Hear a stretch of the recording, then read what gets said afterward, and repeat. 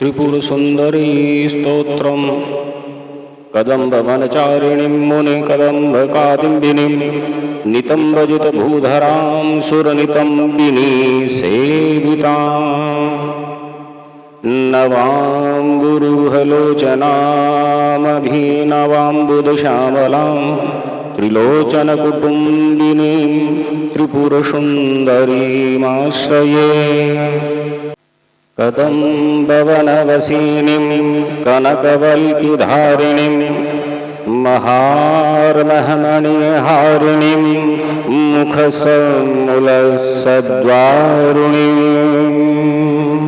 दयाविभयकारिणीं विशदलोचनीं चारिणीं त्रिलोचनकुटुम्बिनीं त्रिपुरसुन्दरीमाश्रये कुदम्बवनशालया कुचभरोलसन्मालया कुचोपमितशैलया गुरुकृपालसद्वेलया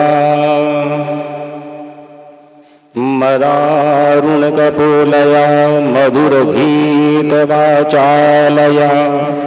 कयायपि घननीलया कवचिता वयं लीलया कदम्बवनमध्यगां कनकमण्डलोपसंस्थितां षडम्बुरुहवासिनीं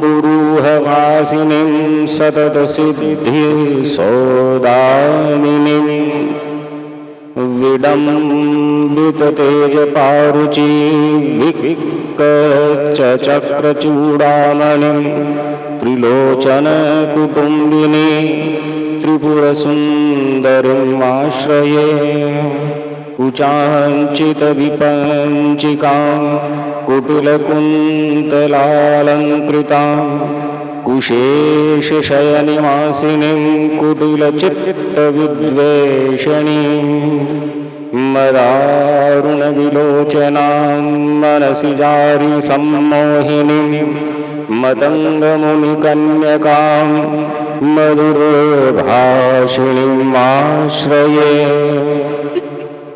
सत्पेरप्रथमपुष्पिणीं रुधिरबिन्दुनीलाम्बरां गृहीतमधुपात्रिकां मधुविधूर्णनेत्राञ्चलां घनस्तनभरोन्नतां ललितचूलिकां श्यामलां त्रिलोचनकुटुम्बिनीं त्रिपुरसुन्दरीमाश्रये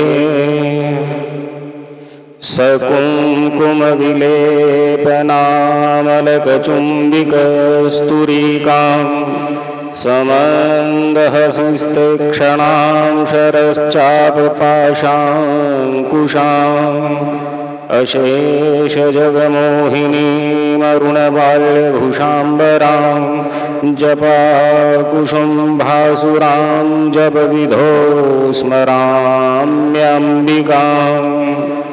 पुरन्धरपरिन्ध्रिकाचिकुकरबन्धसैररन्ध्रिकां पितामहपतिव्रतां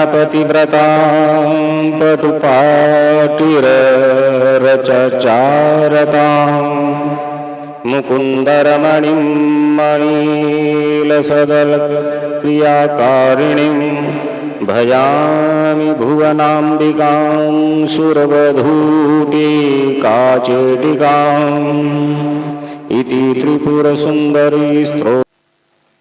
channel subscribe अवश्य करें, वीडियो आगे फॉरवर्ड करें। धन्यवाद। ऐसे वीडियो देखने